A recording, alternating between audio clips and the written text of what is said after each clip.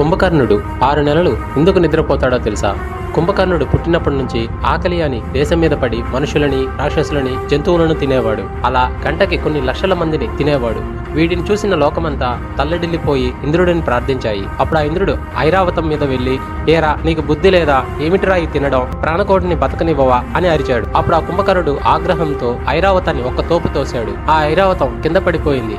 ఐరావతం దంతాన్ని పీకి ఇంద్రుడిని కొట్టాడు. ఇంద్రుడు భయపడి బ్రహ్మ దగ్గరికి వెళ్లి జరిగినదంతా చెప్పాడు. అప్పుడు ఆ బ్రహ్మగారు కుంభకర్ణుడిని చూడగానే బ్రహ్మగారు ఉలిక్కిపడి, నువ్వు వెంటనే భూమి మీద పడి చచ్చినట్టు నిద్రపో అన్నారు. కుంభకర్ణుడు అలా నిద్రపోతుంటే లోకమంతా సంతోషించింది. కానీ రావణుడికి బాధ కలిగింది. అప్పుడు ఆయన బ్రహ్మగారితో, అదేమిటి తాత అలా శపించావు? వాడు నీకు మునిమనవుడు, అలా నిద్రపోతుంటే ఎలా? కొన్నాళ్ళు లేచేటట్టు ఏర్పాటు చెయ్యి అని అన్నాడు. అప్పుడు బ్రహ్మగారు, వీడు 6 నెలలు నిద్రపోతాడు, ఒక్క రోజులోనే నిద్రలేస్తాడు, ఒక్క రోజులోనే 6 నెలల తిండి తినేస్తాడు, తినగానే మళ్ళీ నిద్రపోతాడు అని అన్నాడు.